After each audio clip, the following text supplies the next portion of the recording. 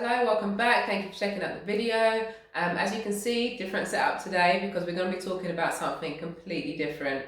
As you know, my channel is more to do with like the external, superficial beauty, fitness, wellness, all that sort of stuff. So if you do like that sort of thing, don't forget to subscribe.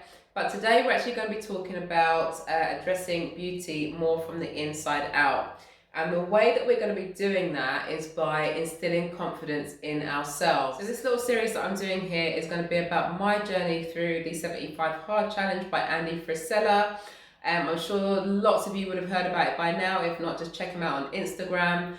You'll see lots of people done this challenge already. Now this little series is going to be about my journey going through the 75 Hard Challenge, which I've chosen to do with the 5 objectives of self-mastery, time management, discipline, commitment, and ascension. Given the year that we've just had, it feels like an impossible task. Now, I'm self-employed, wouldn't have it any other way, small business owner. As you can imagine, this period has been pretty tricky, not only in a practical sense, but in a mental sense. I just found that towards the end of last year, I was starting to spiral into thought patterns, behaviors, and habits that just weren't actually going to help me with any of these 5 things that I've just mentioned. 2020 was a write-off. I think we can all agree on that, but 2021 is not going to be the same. Now, the only way that I know that 2021 is not going to be the same as 2020 is by making sure that I'm not the same person that I was in 2020. As they say, every phase in your life requires a new you, yada, yada, yada. No, that's absolutely true. So that's the whole objective of doing the 75 Hard for me. It is essentially a challenge of mental toughness, which I think more than anything is what I'm going to need the most. So what is the 75 Hard Challenge? Now, the official rules for 75 Hard are to read 10 pages of a book a day, to drink a gallon of water a day, to exercise twice a day with one of the sessions being outdoors. They're meant to be 45 minutes each. To find a diet and stick to it for the 75 days, to take a progress picture every day, and there's going to be no junk food, no alcohol, no rubbish basically in your diet. Now it does sound like a fitness challenge. I'm actually a power lifter. The fitness aspect of this is not going to be the hardest part for me. The hardest part for me, and the one that I want to get the most out of this, is commitment to myself and discipline, and time management, because with improved time management, I know that I want to get a lot more out of myself. At the end of the day, what's going to make me feel most confident is knowing that I've armed myself with the best tools that I can in order to make the most out of 2021. I'm going to be doing the challenge in a slightly different way. Reason being, as I said, I am an athlete. I have got a training program already. It's not a weight loss challenge for me. So the first thing that I'm going to change is that I'm only going to be exercising for an hour a day, not an hour and a half, as Andy Frisella said. To be honest, some days I will exercise for an hour and a half a day. Some days it'll be 2 hours a day. But my main thing, the thing that I have to stick to, is 30 minutes twice a day. One of those will be outside. But to be honest, I train for performance. Of course, aesthetics are nice as well, but my main focus is performance. And so recovery is more important to me than overdoing exercise. So if I can't fit in an hour and a half a day, I'm not going to beat myself up about it, because that actually takes away from one of my primary goals. Gallon of water, I'm going to be sticking with that. The no junk food, no alcohol, I'm going to be sticking with that. Reading 10 pages of books a day, I'm actually going to be sticking with that, but I'm going to triple this. I'm going to read 3 books a day, and I'm going to read 10 pages of each. It's called 75 Hard, but to me, 10 pages is not hard. That's like 10 minutes. It's going to be 30 pages a day, 10 pages of each book that I've chosen. 1 book for spirituality, 1 book for knowledge, and 1 book for my passion. I'm not going to go into the books that I'm reading, because to be honest, this journey is for me. I kind of want to share elements of it with you, but there is a lot about it that is very personal to me as well. So yeah, all I'm going to say is I'm going to read a book for my spirituality, I'm reading a book for my passion, and I'm reading a book that's going to feed my brain as well. I'm going to take the progress picture every day, but it's all about commitment. It's all about that sort of habit forming, and it's a real case of focus, because if you forget to do any one of these tasks, even if it's the smallest one, like forgetting to take your progress picture, no matter what day it's on, it could be on day 72, you have to start the 75 days again. So if you're gonna fail, just like in life, if you're gonna fail early, because I'm not trying to be on day 60 and then have to start this whole thing again. Or what I would say the benefits have been for me so far is it's completely filling my day. Even though these tasks aren't difficult, they are time consuming and they really do get your mind working. So what I'm noticing is, like, I might read some of my Super Genes book and then I'll start to work on something else off the back of it. So I'm finding that, like, my whole day is full of things that are either spiritual, knowledgeable, or that I'm passionate about. So I just feel like I'm getting a lot out of my day. Drinking a gallon of water a day, I'm noticing that my energy levels are up. Only committing myself to 60 minutes of exercise has actually been really helpful. I do my powerlifting training 3 times a week. On that day, I'm likely to train in total for about 2 hours. And even if I train 2 hours on one day, that doesn't mean that I get the day off the next day. I still do my 60 minutes. But actually having that limit of 60 minutes to work out per day, it means that I don't overdo anything, and it means that I don't underdo it either. So I've really enjoyed that aspect. Also, I've just naturally been going to bed earlier. It sounds really cliche, but actually the whole process has been quite enjoyable for me so far. And I actually really look forward to doing it the next day. So what I'm finding is I'm going to bed sort of like 11 o'clock now, rather than, just because of the lockdowns and not having the schedule and not having the routine and having YouTube, I've been finding that I've been going to bed at like 1 o'clock, 1:30, 2 o'clock. So that hasn't necessarily always been conducive to a productive day the next day. So what I'm finding now is I'm going to bed or getting tired about 10, 11 o'clock. I'm going to bed definitely before midnight, and it means that I'm getting up really nice and early and having a really productive day. So I've really enjoyed all that so far. Yeah, okay, it's only been 4 or 5 days, but that is something that I've been finding really beneficial to help to keep my mind focused, which at the end of the day is what I want out of this challenge the most. No junk food or alcohol. Now for me, the no alcohol isn't so difficult. I'll be honest, I do like my junk food. I do. Who doesn't?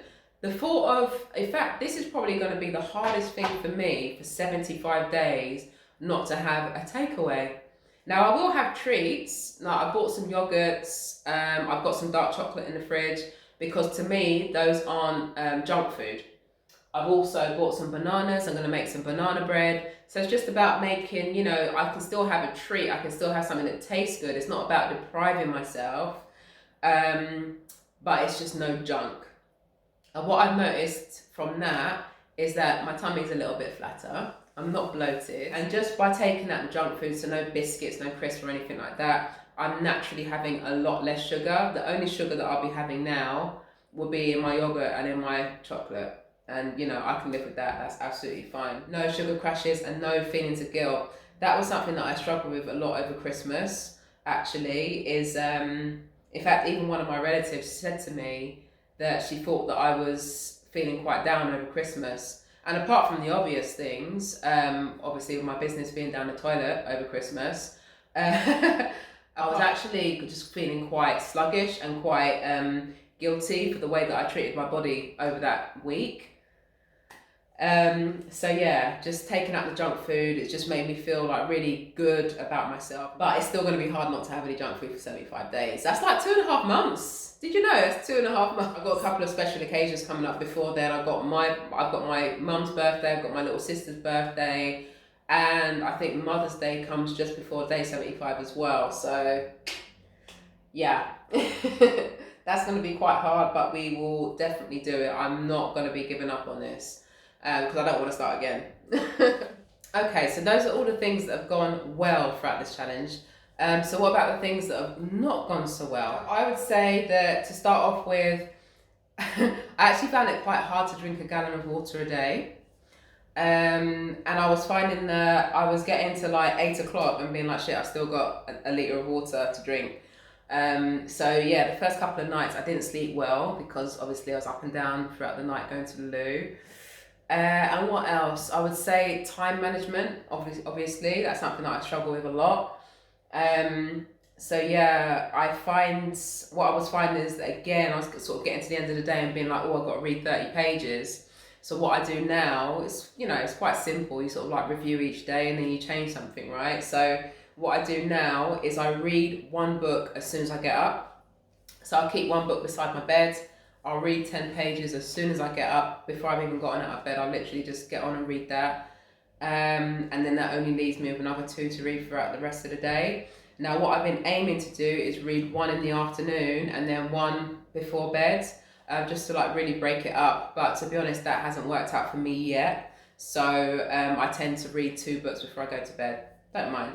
The key thing when you're trying to sort of like create a new routine for yourself is just putting certain things in place that make the habits easier to stick to. So one of the things that I wanted to do to avoid the junk food or, just making it easier to stick to my diet was to do meal prepping. I haven't actually done like a full day meal prepping as I said I would. So I think overall it's just knowing where and when to be rigid, what sort of things are going to take a little bit more effort on your part. And if something's working or it's not taken away from your ultimate goal, then maybe don't worry about sort of like trying to do it in the way that you pictured, because I'm still hitting my macros every day, but I haven't done the meal prepping. So does it really matter that much? No, it doesn't matter too much now, but potentially when my routine changes, which I hope it will before the 75 days is finished, then maybe the meal prep, I might put a bit more effort into making sure that I do the meal prep to make my life easier there. And to be fair, as I say, it hasn't been too difficult for me so far, because a lot of this stuff on there are things that I would do anyway. It's not a challenge for me to do exercise every day. So I keep looking down at my notes. I do drink water every day, maybe not a gallon, but I do drink water every day. I do stick to a diet, more or less, but this is really sticking to a diet. So it's not so much brand new stuff to me. No matter where you get to, you always just kind of want to refine. It's not about sort of like going from, 0 to 100, but, month on month, week on week, we just kind of want to make sure that we're refining a little bit, Yeah. So as I say, this isn't particularly difficult or new stuff for me. What the real challenge is making sure that it's consistent, it's doing it every single day, it's making it a habit. Sometimes when you've got a bit of time on your hands and when I'm left to my own devices, then the habits that quite easily sneak in are not ones that are going to make my 2021 any different to 2020.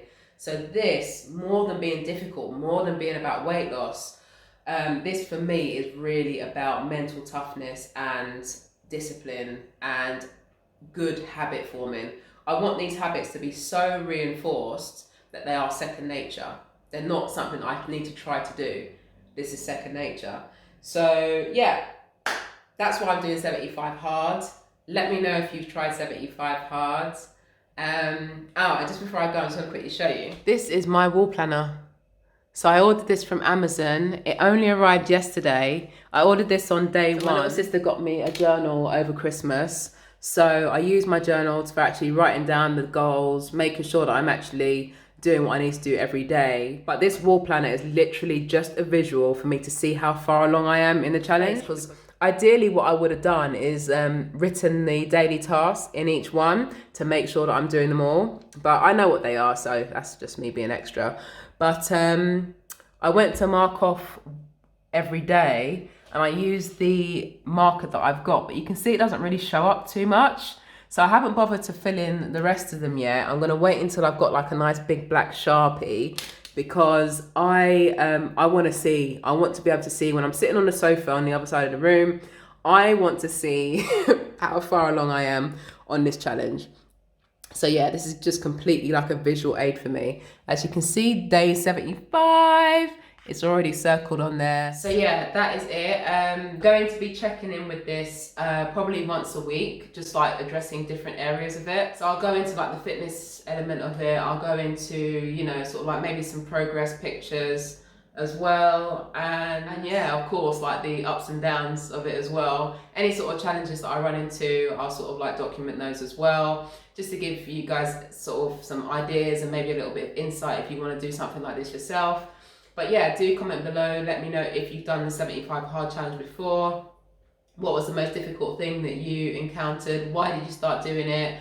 yeah, let me know. Like, we're in this. And to be honest, I'm doing this series as accountability. Yes, I'm sharing my experience, but this is just as much about being accountable as well, because 75 days of anything back to back is a challenge, right? So thanks in advance. Thank you so much for watching, guys. I'll see you next time.